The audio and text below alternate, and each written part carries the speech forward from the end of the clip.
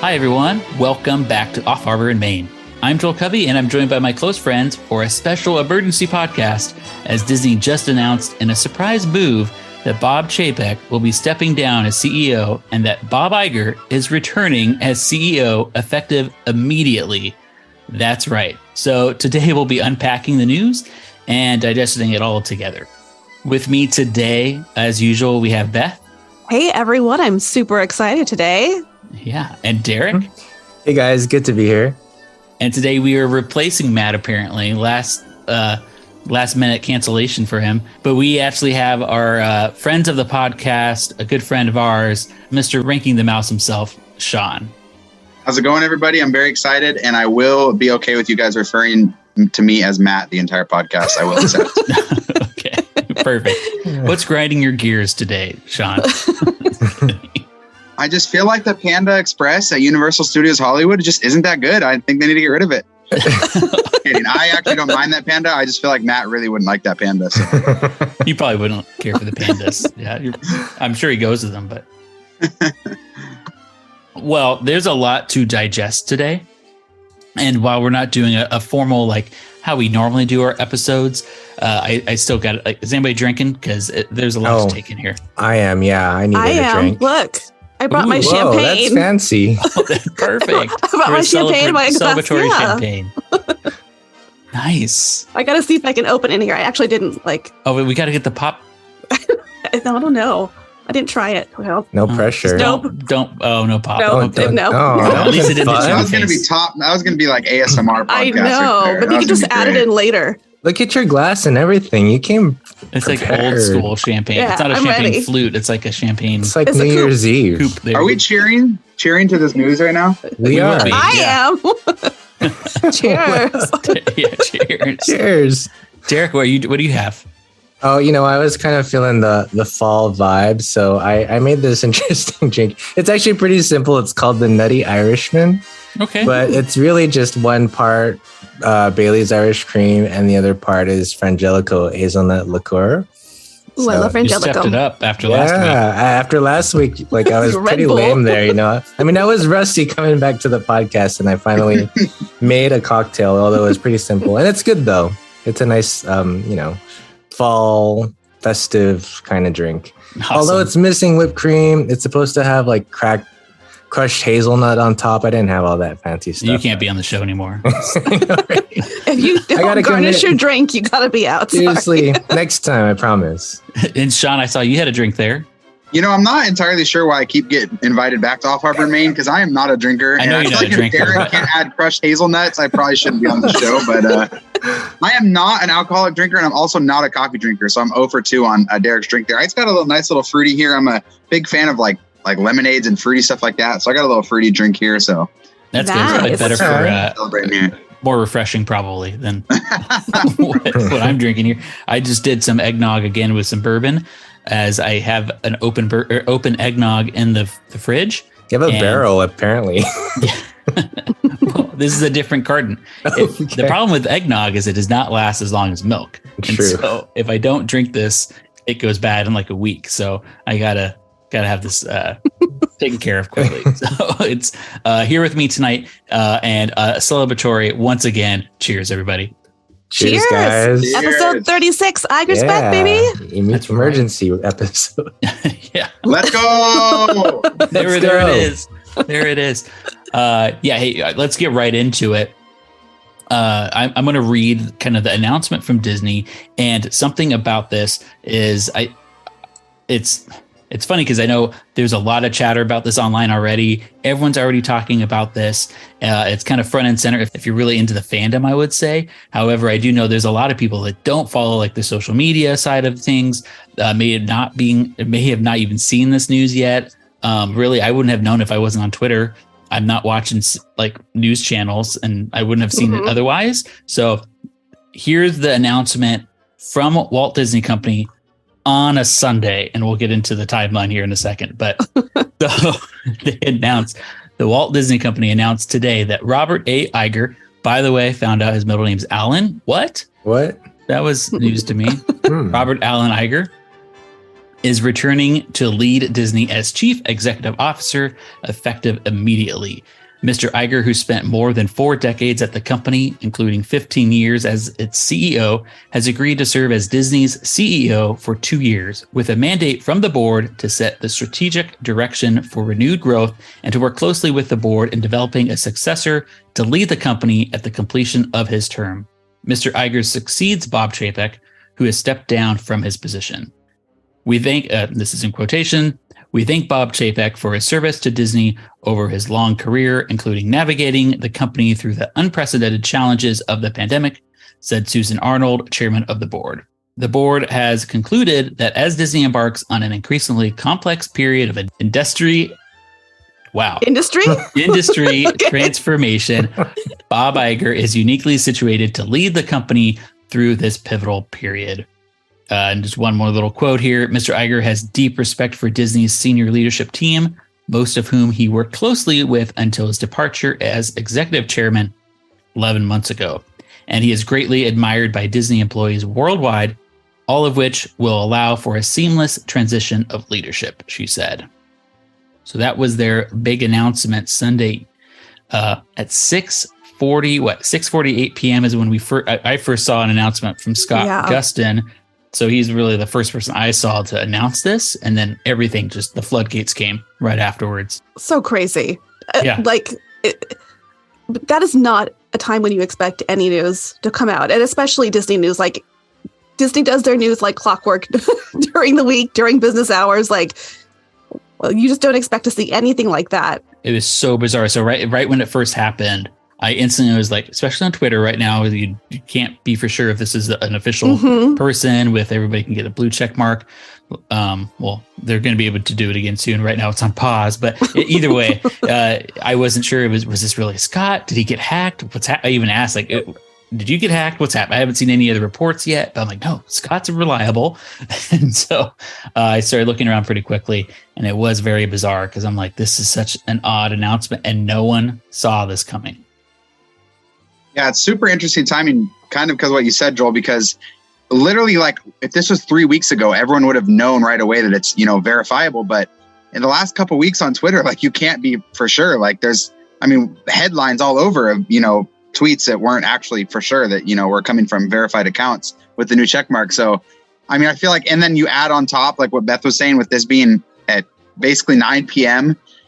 Eastern time on a Sunday night. Just absolutely insane that Disney, as at least the last 5-10 years, has never, or at least 99% of the time, avoided any new information coming out on weekends like that. The only time is sometimes they'll release stuff after the market closes on a Friday, but never ever on a Sunday night. So, and then on top of that, you had the Elton John Disney Plus stream, which had been hyped up pretty highly by the company. A bunch of execs were there, and this happened like an hour before that concert was set to go live. So, just insane timing for sure. Yeah. I read that so many of them were like finding out while they were there on their phones, just reading at the same time.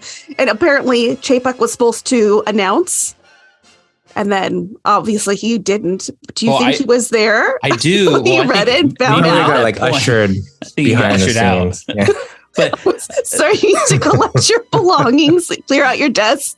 Or it's more like, Bob, I don't think you want to be here right now. We have some news. We're going to talk about this. I don't know. But it is crazy. We were watching the live stream of the concert on Disney Plus, and the host, if you will, the person that was introducing Elton John was one of the Dodgers broadcasters. And I was like, who is this? This is a very odd person to be announcing. What does that have to do with you there? John's come over here. Concert. It was very odd. So then it makes sense that, okay, it was going to be Bob Chapek. Even then it would have been kind of weird because no one likes Bob Chapek. But either way, that would have made more sense for a Disney Plus presentation, right? And so anyways, that makes a lot more sense. And after reading online, like, Bob Chapek just kind of found out right beforehand, or at least on Sunday, it seems like, is when he was told that he was going to be let go. Let go, yes. He was going to be put back in the vault.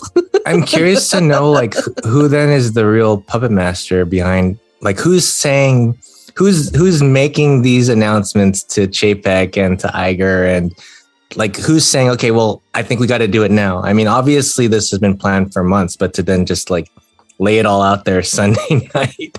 Like it has to be the board, right? I think the board of directors, But they who must on have the somebody board, that's you know? assigned as like Well, you're supposedly- the representative for the board.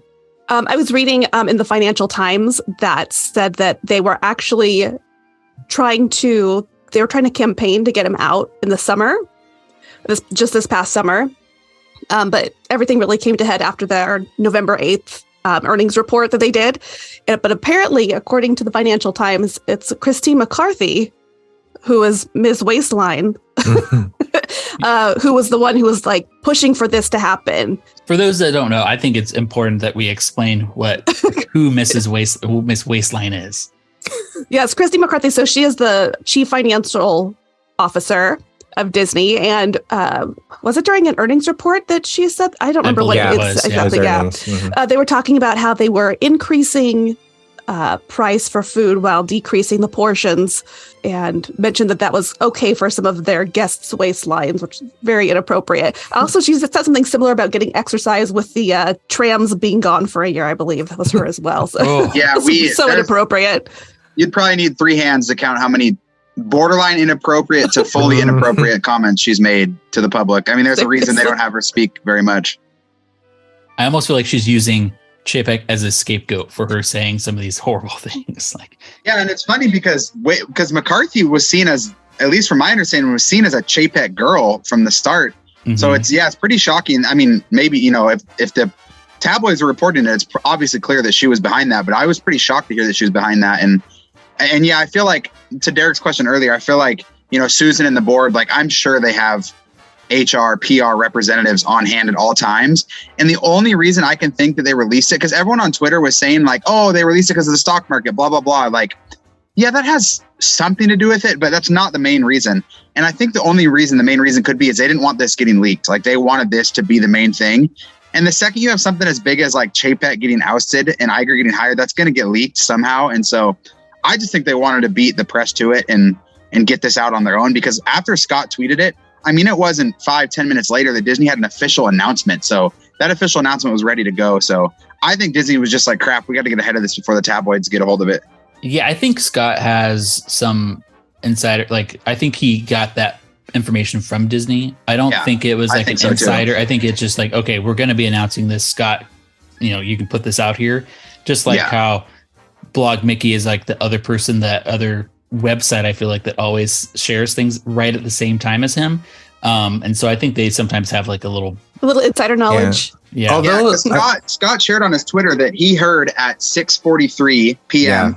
and that was 2 minutes before it got announced. And then he was trying to scramble, he said, for 4 minutes. And then at like 6:47, he got another text confirming it. So I don't know if Disney's going straight to him, per se, but I definitely think they're like utilizing him, and he has, guaranteed sources. So I think Disney was just trying to get out ahead of, by tabloids, I mean like non-official sources. I think Disney considers Scott and Blog Mickey and some of those others like maybe not official sources, but reliable sources.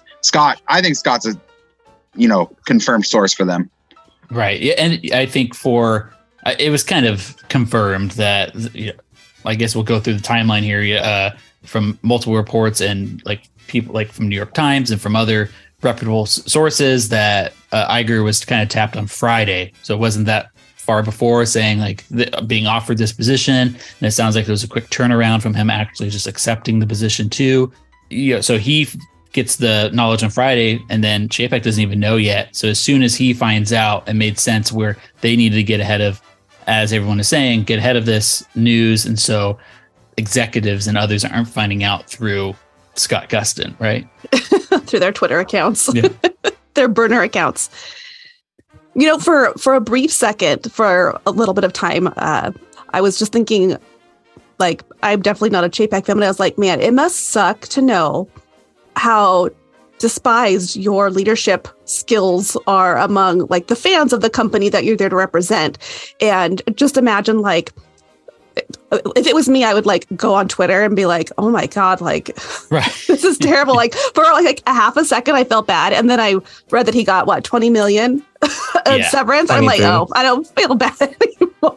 I would just take that and go to my own private island and be like, see, I don't care. You can eat. I'm not sure this is a one-to-one comparison. I'm not trying to say it is, but as a big sports fan, I always look at it like when a coach or a GM, gets fired and like, oh man, that sucks. Like, your GM, like your boss was conspiring against you and like clearly the fans all hate you.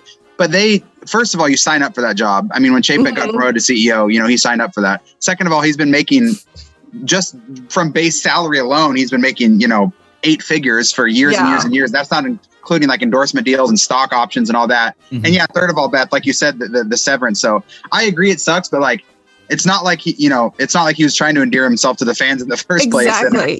He did not care about us. Right. So I slightly feel bad just because, we're all people and we should be passionate towards people getting ridiculed. But like, I don't think anyone's calling for Chapek, personally to, something bad to happen to him. And if they are, like, screw you, like, that's an awful thing to say.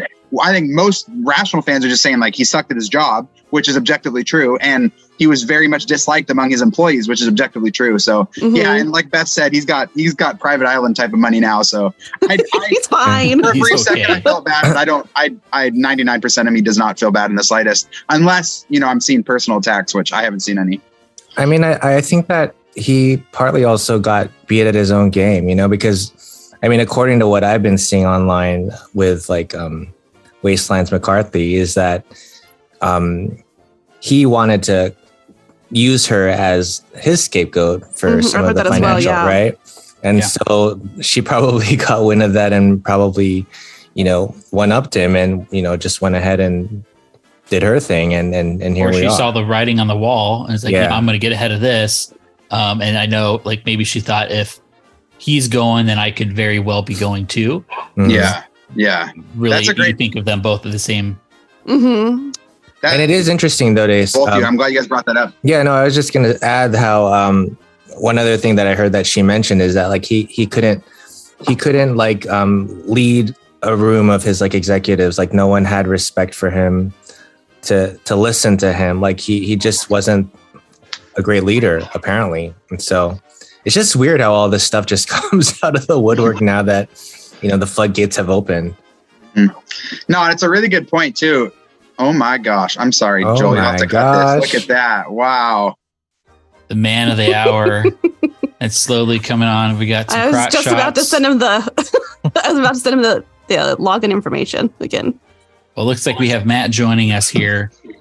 I'll add to Derick's point while Matt's getting situated. Derick, I really like that point you brought up, and Joel, you too, because I mean, we saw this with Chapek cutting Peter Rice, and the tabloids, from what they were saying, is he cut Peter Rice because Peter Rice wasn't, going along with what Chapek wanted. He was still loyal to Bob Iger. And so if Chapek is starting this culture of just cutting people that aren't, on his side, like nobody that runs $1 billion conglomerate is going to have everyone on their side. And so, maybe Wastelands and others, off the board, higher execs that weren't on the board, we're also seeing this cutthroat industry. And I mean, I'm sure they're saying two can play at that game. So, yeah. Definitely. Well, hey, welcome, Matt. Thanks for joining. Chapek looks like a ball sack with a beard. There it is. And there it is. And good night. Cheers. Until our next happy hour. You guys gave me for about like 5 to 10 minutes before I have to leave. So, well, now that Matt's here, we were going over the introductions of like how this led to this point and really the announcements and the timeline and everything. Before we really get into our feelings, maybe of Iger and Chapek, I wanted to preface that I don't believe that any of us are like really wearing rose tinted glasses. I know a lot of people will kind of think that when we're praising Iger here. So I want to point out, hey, none of us have rose tinted glasses on. I think it's important that I stress that all of us are aware that Bob Iger is and was not perfect. We've complained about things that have happened under his watch, surely, right? Mm-hmm. So while we're very excited and we're going to get into that, we understand that hey, he still comes with his own faults. And as we'll get into it, there's a level of passion, empathy, and understanding of Disney's fan base that Chapek did not get. And that's where I'm just extremely stoked with Iger's return. There's my big thing, is that he just knows how to talk to people and bring the morale up of the cast members.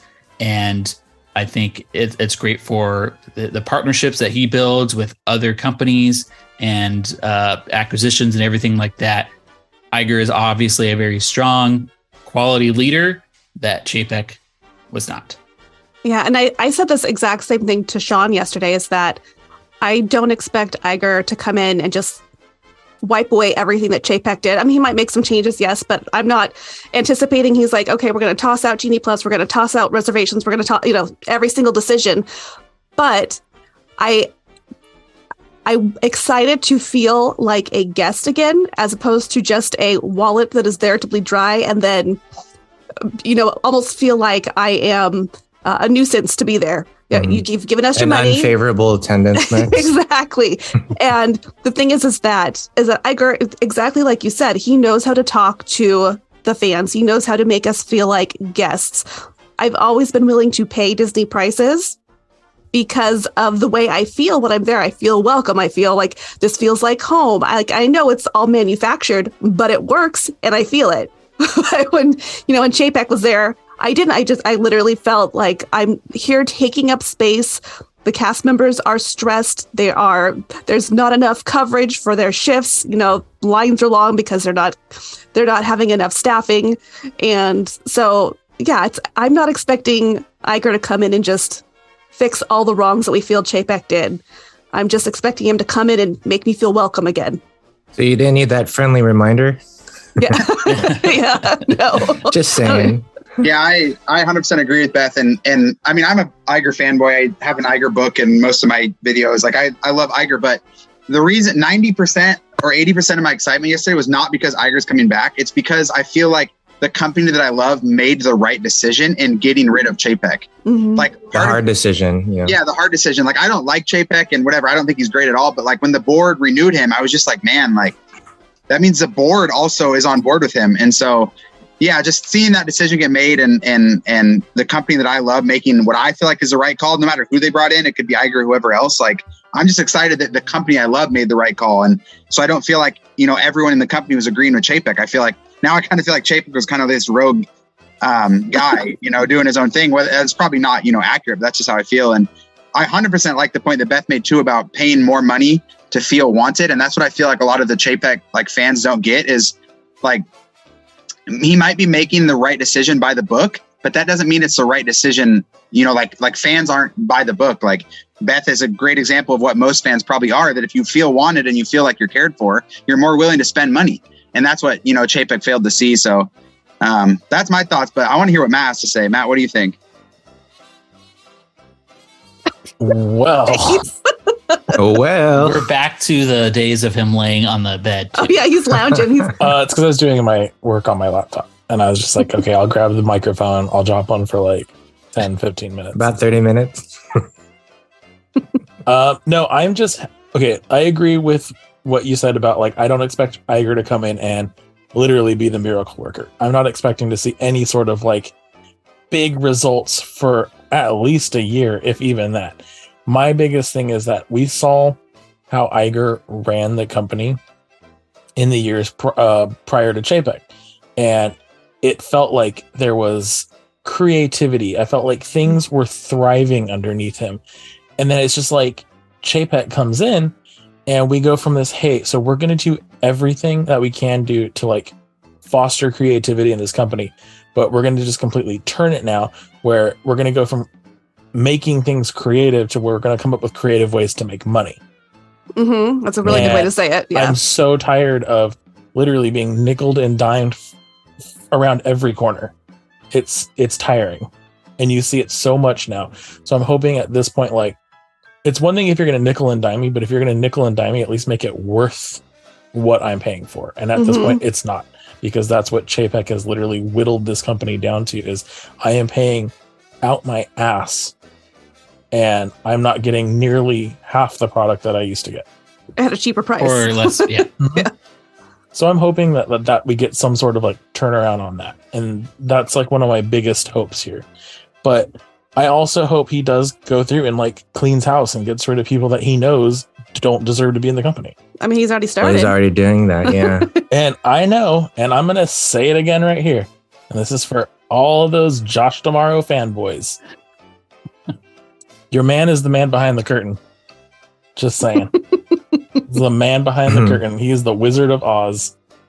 I really wouldn't have any love lost with D'Amaro I mean, I said this on Twitter too, but like he kind of lost me during the parks presentation at the expo. I was like, this is a lot of fluff, and there's really no heart to it. It's like just piping out stuff for the sake of piping it out, and there is no real content to it. So the man just walks around and looks pretty for pictures, but doesn't actually do anything. Well, and the thing with him though, he is great with the cast, and so the cast, the team love him not just because he's pretty though. It's also because he says the right things, and that is half the goal, but he has to deliver. But and so where he makes maybe some of the cast feel valued and those type of things, where it's going on too long, where now we're starting to see it that, hey, we're not seeing the results with the actual product of the resorts. And we're seeing like, he's going hand in hand with all these changes that maybe it's coming down the line with Bob Chapek, but he is not creating any new value for his guest. And it is for him to run those parks. You may get a direction from Chapek of what he wants and how to get as much money as possible, but this it wasn't going in the right direction. Well, and it's just how you said, though, he's good at talking to the cast members and keeping morale up. And it's just like I said on Twitter. Remember when Hans first came to Arendelle, he was totally schmoozing his way in with Anna. And then at the very end, he tried to murder her. Okay, but why? Because the trolls tried to murder her sister. Well, I'm just going to say. Josh D'Amaro is just the Hans of the Walt Disney Company. Don't make me get into the Hans thing. He's just gonna schmooze his way in there. At the very end, he's gonna murder you in a blizzard. You can have your Tomorrow opinions, that's fine, but Hans was screwed over. Okay, we're gonna have a whole episode on this one, and I will break it down for you. There you go. I'm not as harsh as Matt. I 100% agree and have been vocal that I do not like what Josh D'Amaro and Jeff Volley and Ken Potrock, who are the presidents of Disney World and Disneyland respectively, the resorts, I have not liked at all what they've done. I feel like they don't catch enough blame. With that being said, I do think that the next 6 to 12 months will be very telling. With how much power is the wrong word, but with how much freedom and accountability they had respectively with Chapek in charge. Now that he's gone, if we're still seeing the same, crap at the parks, then I'm 100% on board with Matt. But I think that I'm willing to give them the benefit of the doubt, at least short term, because like Joel said, we don't know. We have no clue if all of their decisions were being axed by, Chapek, or if none of them were and they had full freedom, full control. So I think we'll find out. I hope we'll find out in the next, 6 to 12 months how much freedom they have now. That's a good point. I mean, they may be able to thrive under Iger and really, demonstrate why they're in the roles that they are, if they are able to stick around. But, just going back to Iger, though, I think he has both, right? He can walk the walk and talk the talk. And it's just so weird how night and day it is coming from yesterday and then seeing his email to staff and the cast members. Oh my gosh, you can just feel, right? I literally teared up. I'm like, oh my God, he understands and he's there. It's authentic. It's sincere. It's genuine. It's so Disney, and it is just what you needed to hear to motivate people and bring that morale up. He has it, and that's just what's been missing. As much as Chapek tried, you can see that he sometimes tried to be empathetic and say the right thing, but it never came out.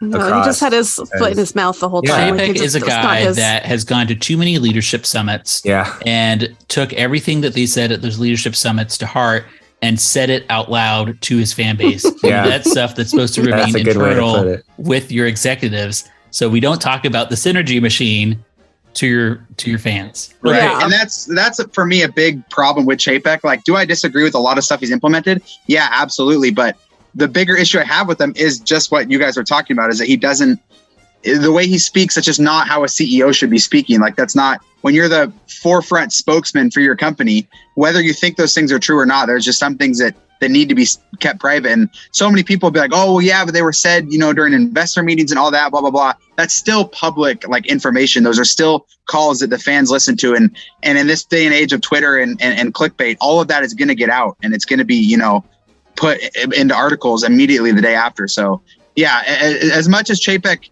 we can argue if he was good or bad at his job. I think he was awful, but even if he was good at his job, technically, he was horrendous at talent management, at fan, management, at all of that. And that's half of his job, if not more.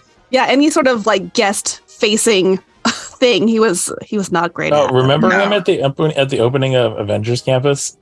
It was that was so awkward. It was like watching a robot. It was like an animatronic. I was gonna say is if we are gonna keep Josh Tomorrow around, that's fine. But can somebody teach him to not smile like he's gonna murder you? It's the eyes. Every time I see a picture of him, it looks like he's about to kill someone. He's coming for you, Matthew. Well, and Iger has already started to like restructure things. We just got the word today. Right? He let go of Kareem Daniel. Yes. But I have to say that I was reading this quote from Iger when he was talking about kind of how they're going to be restructuring things.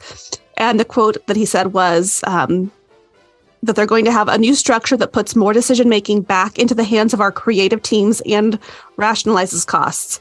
So, before it kind of just all funneled through Chapek and his core group of people. And it's good to see that, Iger wants to put it back out into the hands of the creatives, the people who know what they're doing. Yeah, absolutely. And, going in with like the creative stuff and everything, a lot of the business speak to this and not just theme parks. A lot of this has to do with, a lot of this earnings comes from Disney Plus, their streaming, and what they're saying, the D2C, the direct to consumer products, where it just isn't, they don't see a plan for the future, how they're going to have this renewable growth over time with the current structure of like Disney Plus and their streaming and everything else, and how they currently get their entertainment out. So Kareem Daniel, he was the chairman of Disney Media and Entertainment Distribution.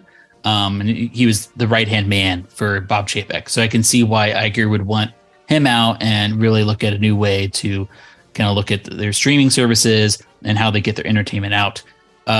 If you look at, a lot of people are talking about the potential of like acquiring Netflix and other big streaming services, where some are making great points where it wouldn't make sense for them to take on another juggernaut like a Netflix. It's too saturated out there. There's too many of these streamers out there. It's too much, where there needs to be less services out there. And so it would make sense for them to take over some of the smaller Peacock, streaming services, Tubi, whatever they're called, the D2Cs, yeah, to take over the smaller ones that aren't going to make it because they don't have enough content. So it's not like Disney needs to have Netflix-worthy content or that much. They just need to take on some more of the content that they can have on their own platforms. It doesn't have to all be on Disney Plus. This is just me thinking, but they definitely need to probably be some more acquisitions, because their current status of the world of streaming is not going to work in the long haul.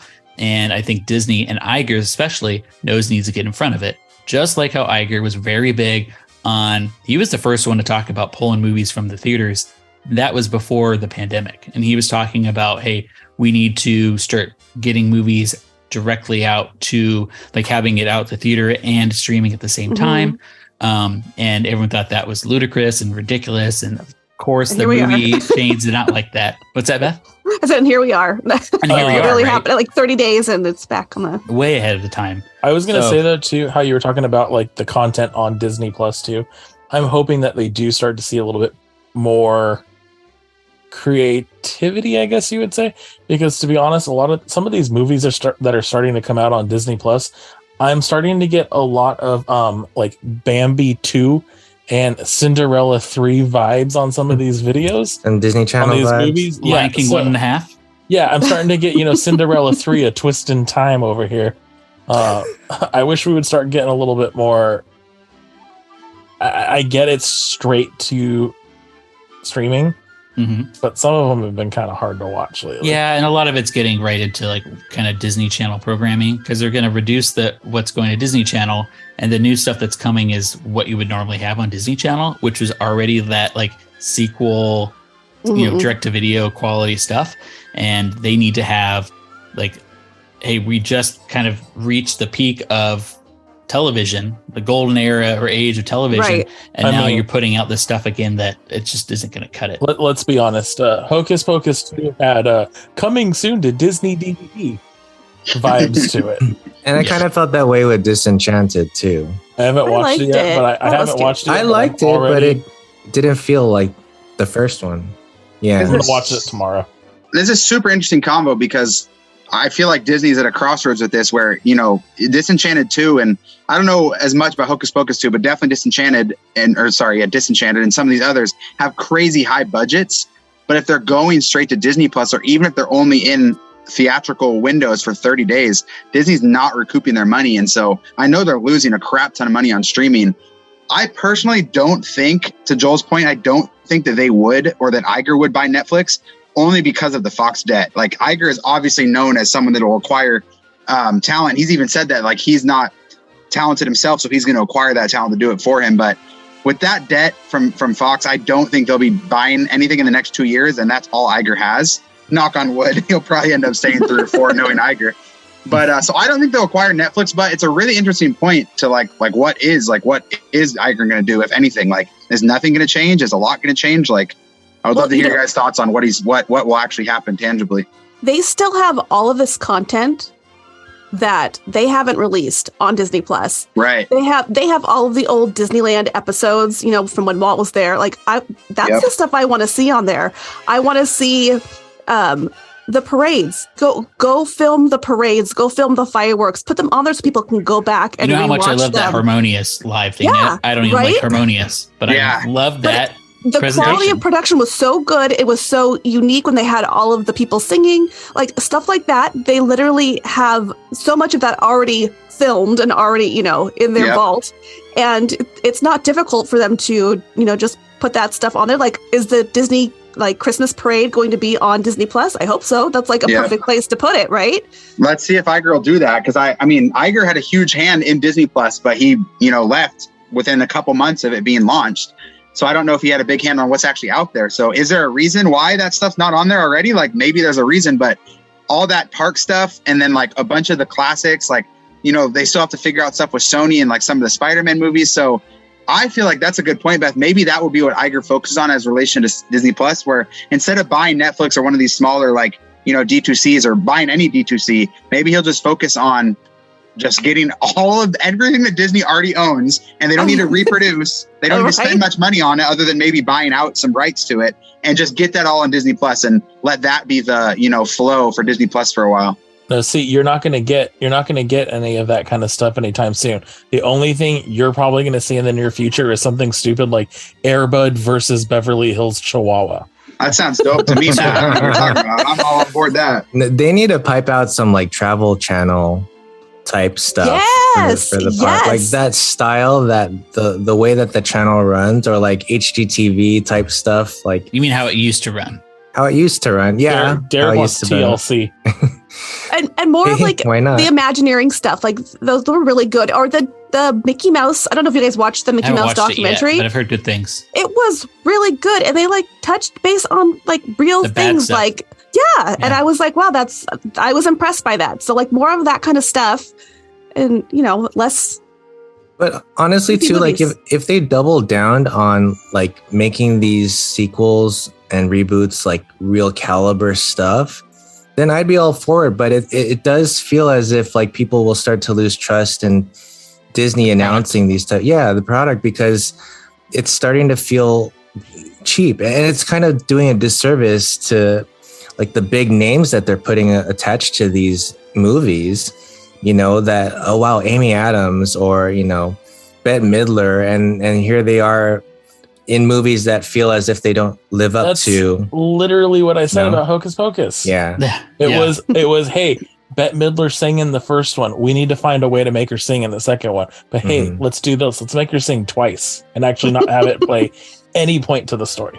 Yeah, I'm worried we're getting into the 70s era and early 80s era of Disney, and like the lack of animation. Oh my god! If they start bringing back, what's her name from all those damn specials you made us watch? Oh oh my god, what is her name? Oh my god! If they start bringing back Sandy Duncan, I am out.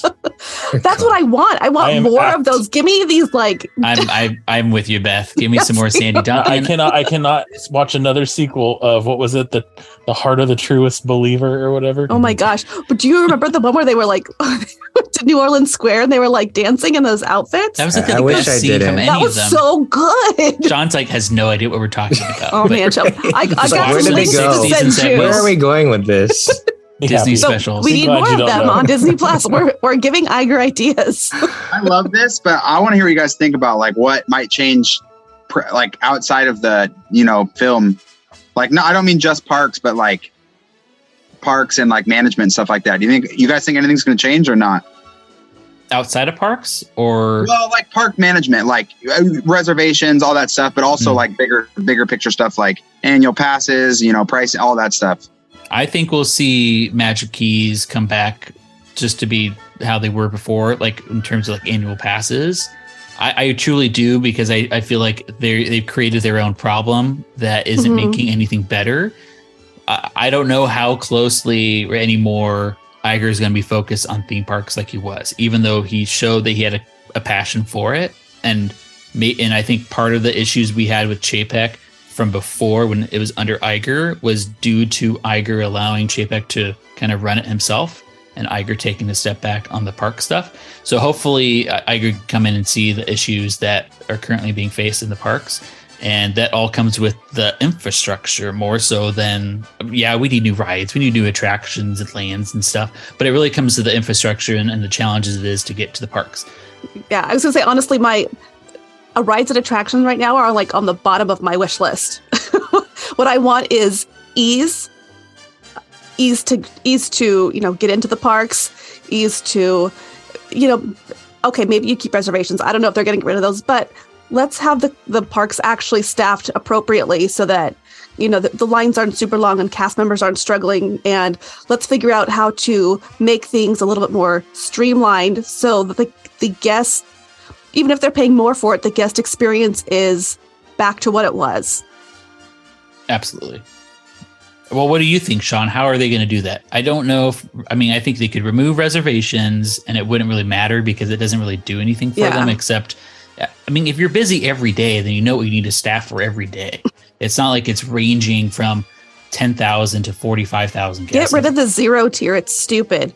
Yeah, yeah, it's an incredible question. I honestly have no clue. And that part of that is why it excites me so much. Like even if Iger does nothing, like I'm pumped to just, see where the company's going to be at. I personally think that he'll because he cares about fans so much, I think he's going to get rid of some of those things that Chapek really cared about numbers wise. And I mean, numbers wise, like that gave him info on a spreadsheet. So I think they'll get rid of park hopping restrictions. I think that I don't know if they'll get rid of park reservations fully, but I'm pretty confident that they will get rid of them for like park day holders and like on property guests, like pretty similar how Disneyland Paris does it, where the only people that have reservations are annual pass holders. I think that he'll do something similar to that. Maybe not that exactly, but I don't know if it's going to be immediate. It might be, 4 or 5 months down the road. But I think that Iger knows, we've seen already in within 2 days, he cares about, feelings, as dumb as that sounds. So I think some of those basic things will get changed. I don't know. I probably agree with you, Joel. I don't think anything in terms of like park management is going to change. In particular, I feel like ride downtime has been greater than before and stuff like that. I don't think any of that's going to change. But I would love it to. But I do think that he'll probably make some changes, like getting rid of park hopping, because the restrictions, because the only thing that does was gave more info and data for Chapek, but that Iger's proven that he doesn't care about that. So I'm assuming we'll see stuff like that. Yeah, I really think the ride downtimes will change with having the staffing that's necessary. But in order to get to that staffing, right, it's not just a Disney issue, it's the industry-wide issue, it's the world we live in. But there are ways for them, like increasing pay or making it more attractive to work there. Or just higher CM morale, to your point earlier, Joel. Right. Just make the CMs feel better and they're going to try harder. One of my biggest reasons why I do think there is so much downtime is because Disney furloughed all of their staff. And so all the staff you have now is either low morale or they're kind of new to their job, but they're not getting the adequate training that they need because there's not enough people to train them. And those trainers don't have high morale and aren't getting paid enough. And so hopefully that'll change. And as time goes on and morale increases, I think we will see less ride downtime. But that might just be wishful thinking. I don't know. I really think the downtimes I could be completely wrong, and I'll take it if I am. But I really think it's because of the facilities. If you're shorthanded in facilities or maintenance, and they have to defer to just safety, and they get rid of show. We're not concerned about the show as much right now. We just need to make sure that our rides are safe. And so that's why you'll see like Splash Mountain, where everything, the ride system, lights are off and animatronics aren't working. Yeah, the shell limits are not working, and it breaks down because it's working as designed. Like it will break down if something doesn't work correctly, but they're not going in to repair those things as often that would prevent those things from occurring or for those downtimes to occur. Yeah, it comes with more staffing, which will come with time. It comes with more experience, which will come with time because everyone was furloughed and a lot of people left, and it'll come with higher pay and higher morale. And I do think those last two things Iger will bring in. Beth is already, all of us have talked a lot about the morale being raised. So I'm optimistic about that. But specifically, I think he'll get rid of park hopping restrictions. He might get rid of reservations. We'll see, though. I'm curious on that one. Well, this is a good point. I think Genie Plus will go. You think so? You think so? I don't think they do it. I'm skeptical on that. I think that they will increase the price point so that not everyone is trying to use it at the same time. More like kind of what Universal does, kind of a higher price point. So it is more of a perk rather than a tax to enjoy the park. Yeah. I'm very happy that you brought that up, Derick, because Who are you waving at, Joel? Matt said he had to go. Oh, So we're waving. we're all goodbye to waving. Matt. Beth. I have to go. I thought we were just like waving to people. Bye, Matthew. My final comments. Welcome back, Bob. Other Bob. Amen. I hope the door hits you on your way out.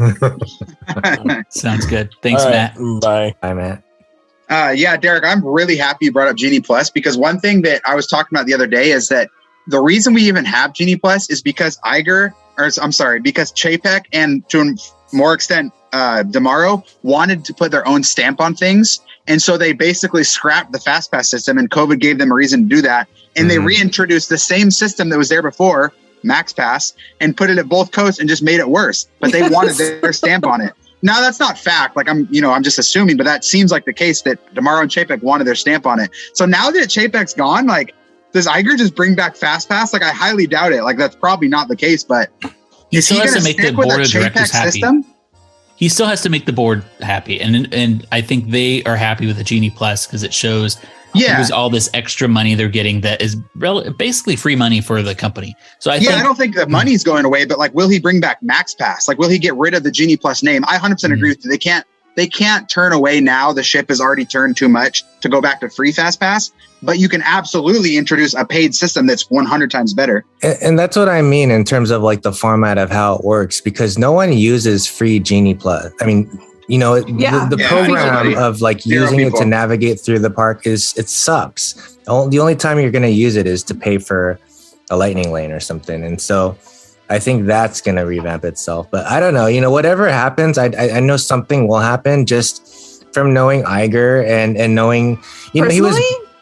Well, we all know Iger. Are you guys best friends? We all know him personally. Yeah. That's our boy. It's our boy. Well, I was just going to say, like, he was brave enough to be the one to say, we need to do something to change DCA, and that was a bold move that he had to put in place. And so if he could do something like that, he can do something as trivial as removing the park hopping thing.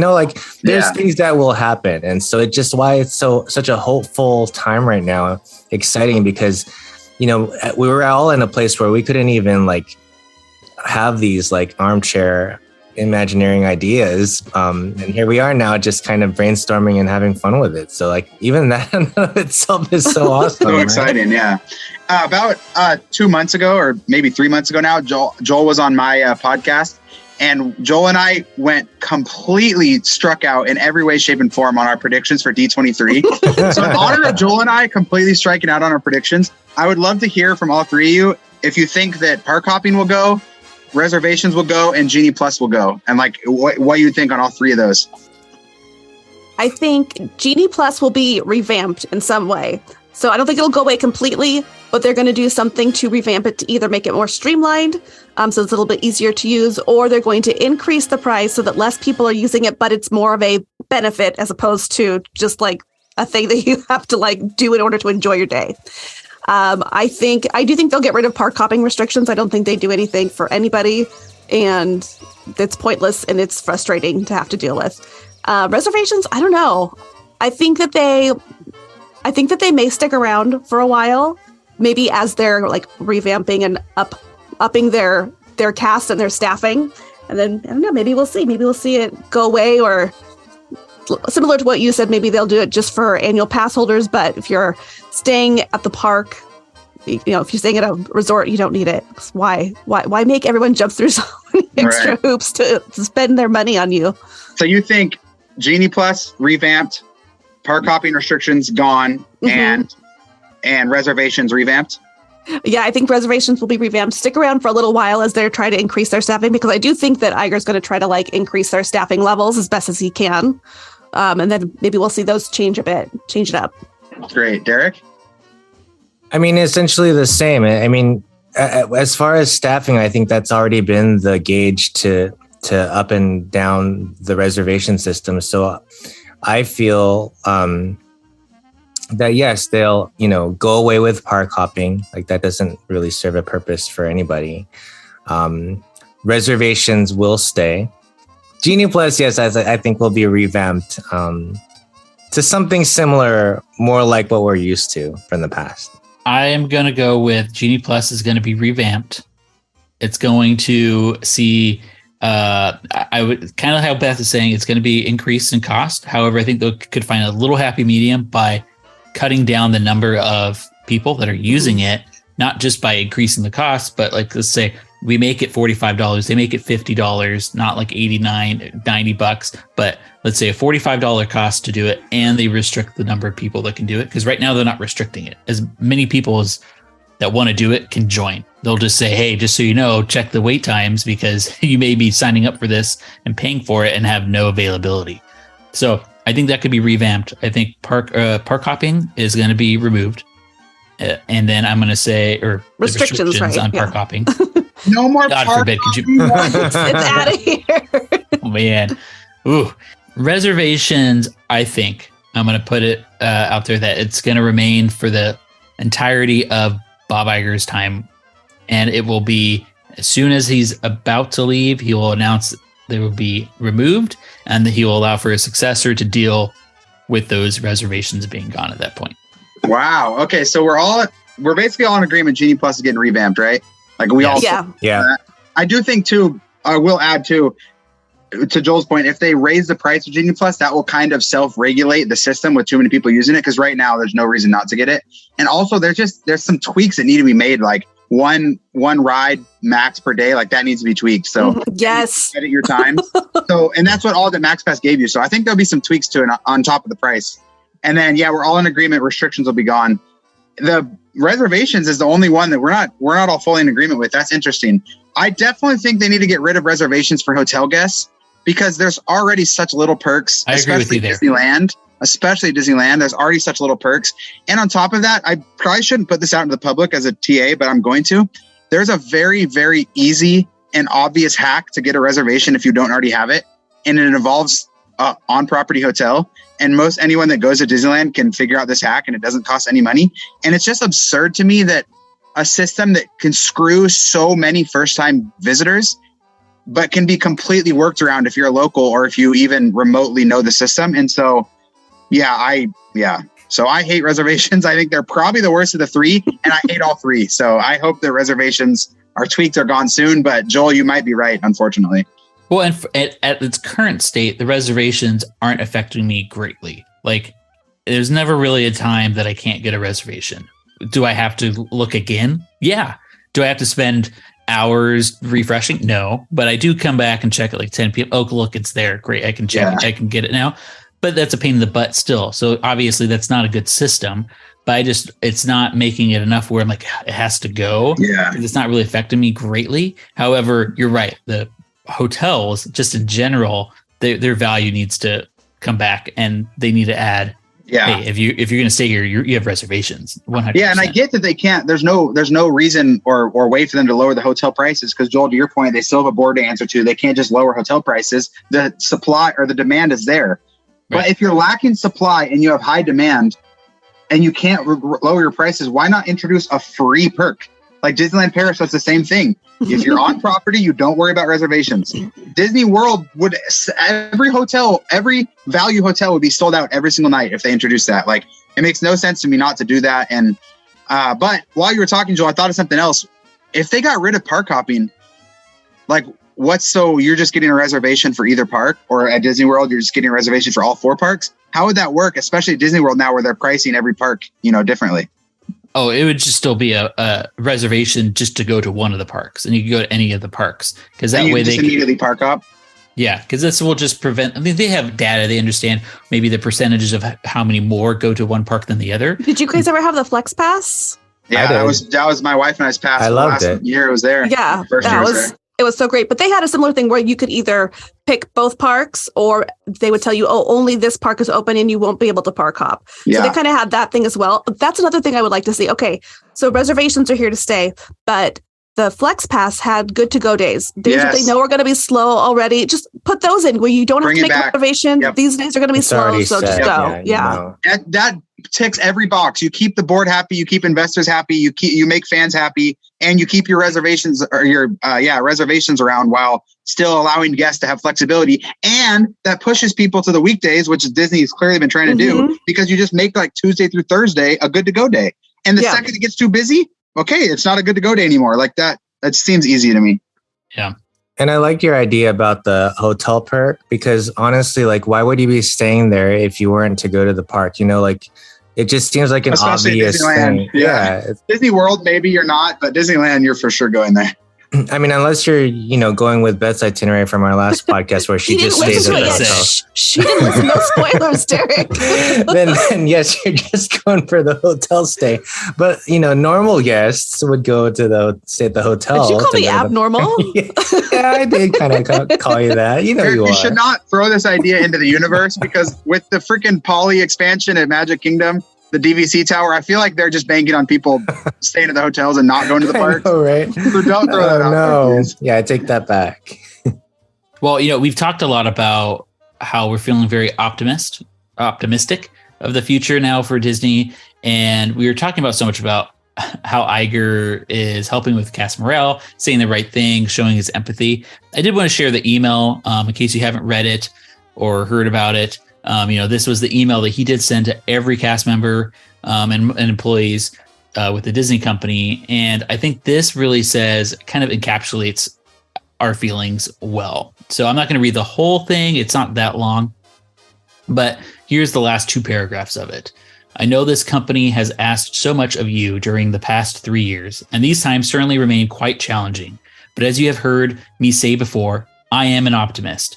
And if I learned one thing from my years at Disney, it is that even in the face of uncertainty, perhaps especially in the face of uncertainty, our employees and cast members achieve the impossible. You'll be hearing more from me and your leaders tomorrow and in the weeks ahead. In the meantime, allow me to express my deep gratitude for all that you do.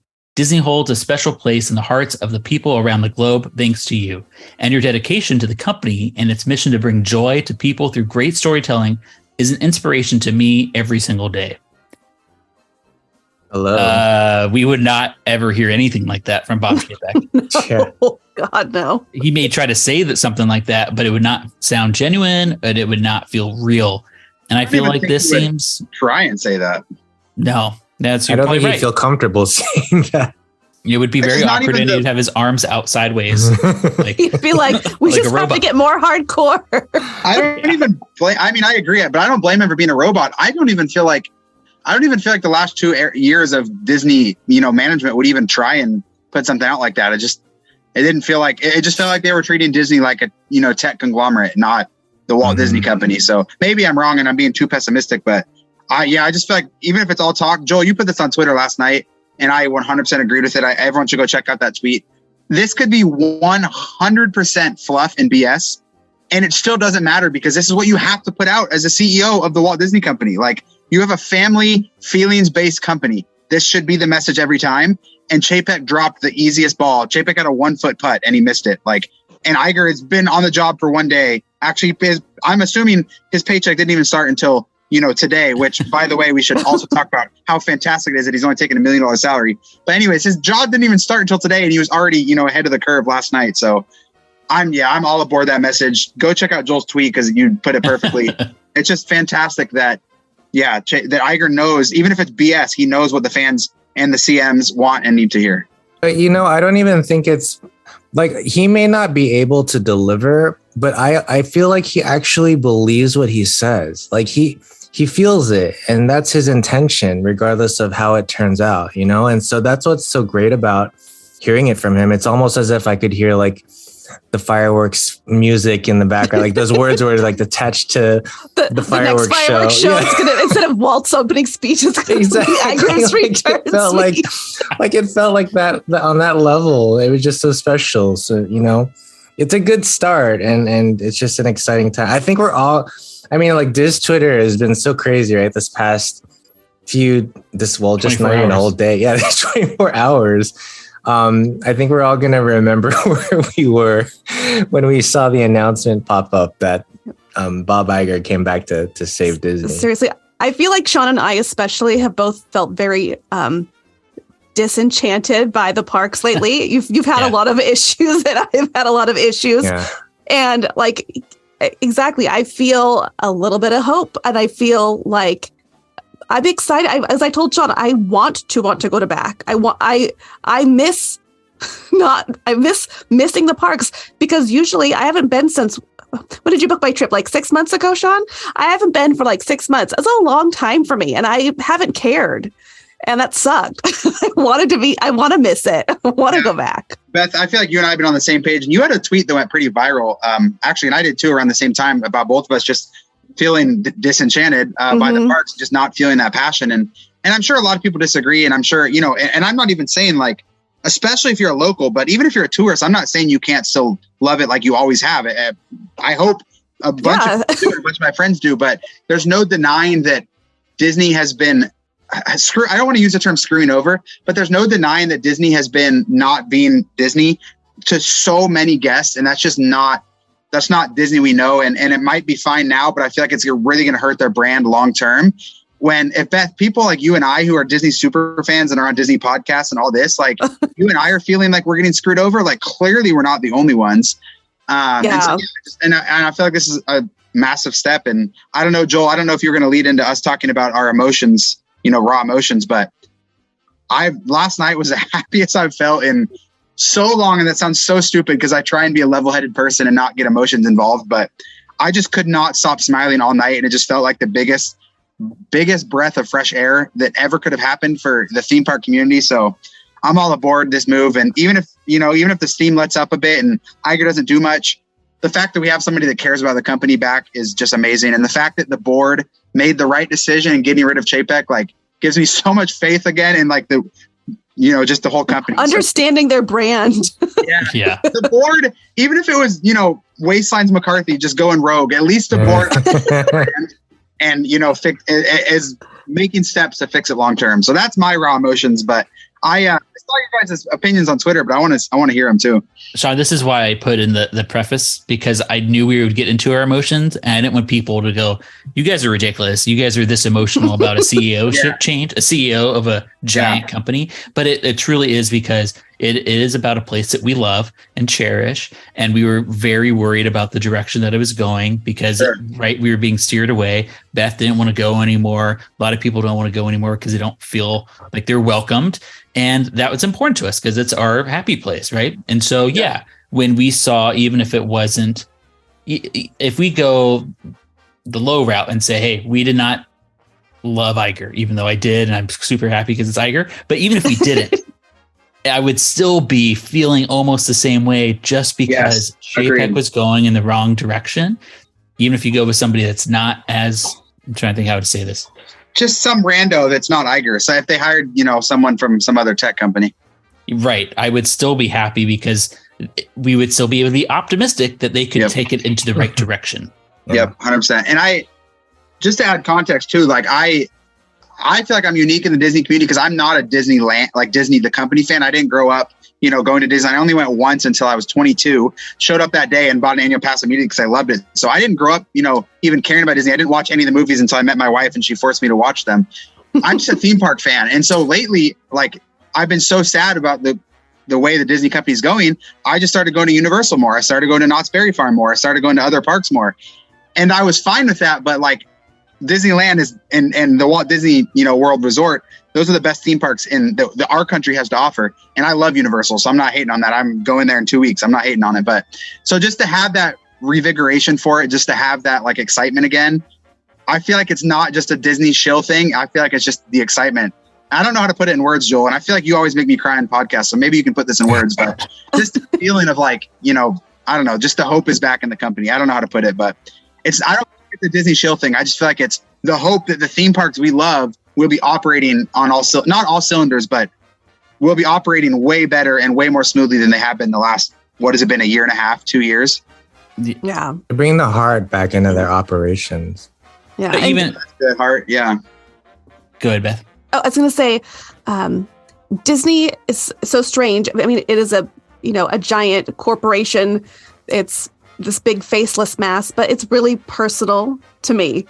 And I have, I've been a Disney fan like my whole life. As a child, I got my first annual pass when I was 14, and it's always been like a really big part of my life. And, I worked there during the 50th anniversary, and it felt personal, even though I don't work there anymore.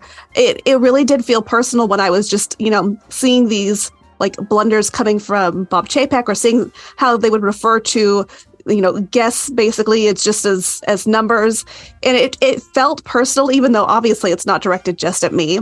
But having Iger come, I worked there when Iger was there, and Joel and I were just talking about how we went to a Christmas party and he was there handing out candy canes, and so he was there when I was working there, and it feels like, an old friend is coming home, and it's going to fix, and then maybe not everything, but just kind of, like you said, put it back on the right path.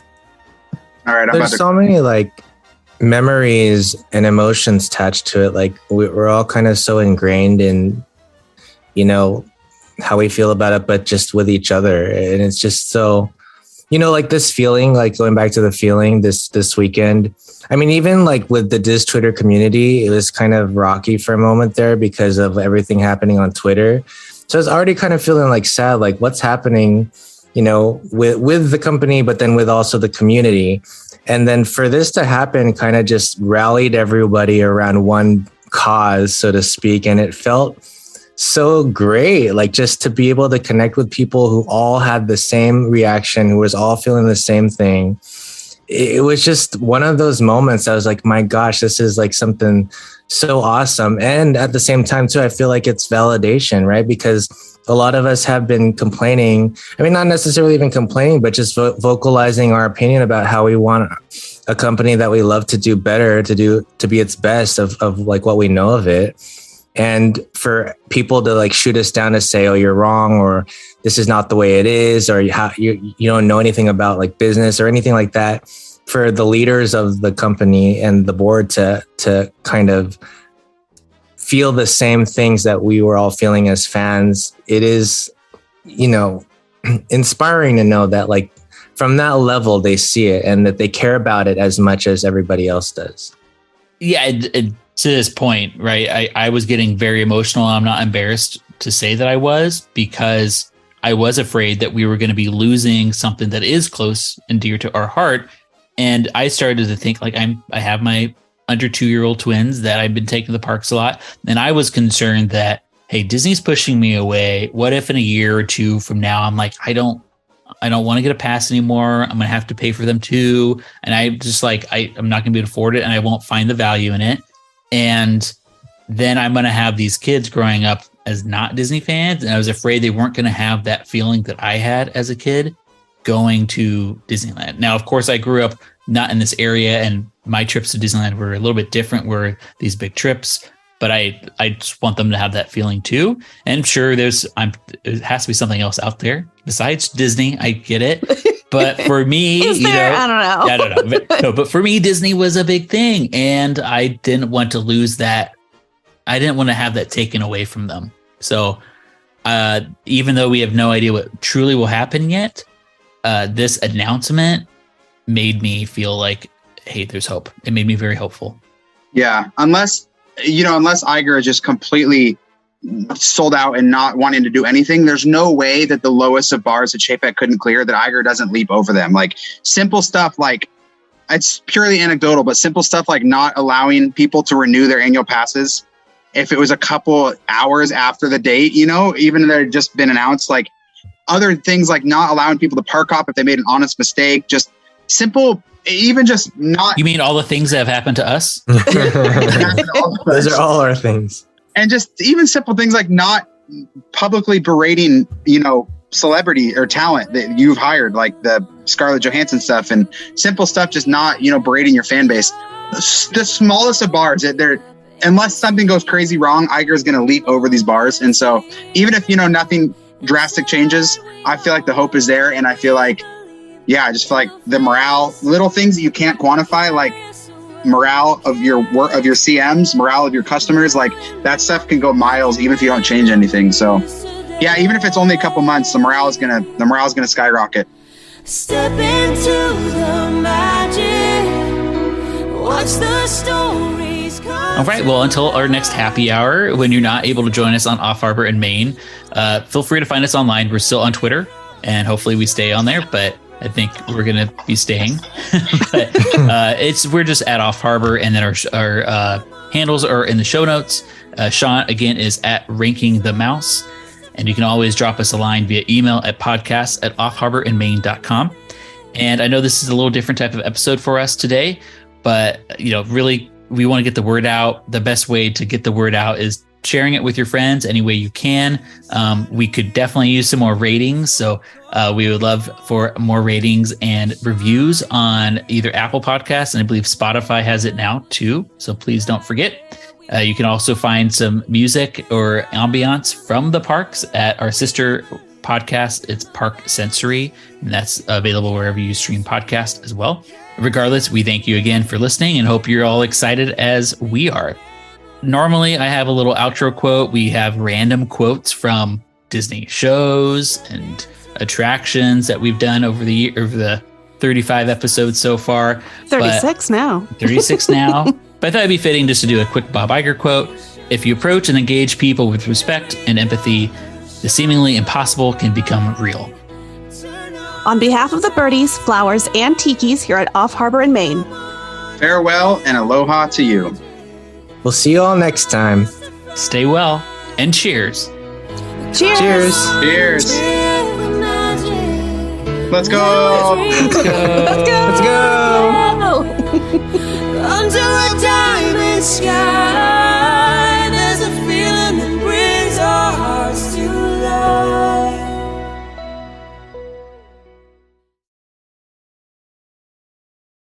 Industrial information. Wow. Industry? Got that. What do you say, Shaun? Farewell and aloha to you. Oh From my Beth. God, he's a professional. Wow. I believed Please it. listen to the show. So I'm going to pull a Derick. That was Farewell sincere. and aloha to you. Hey, that's my shtick. Don't touch my shtick. Don't touch her. I'll try not to, Derick. No promises. I cannot guarantee anything, but I will attempt to not touch your shit. you guys should ride Astro Orbiter together. Oh Okay. my gosh.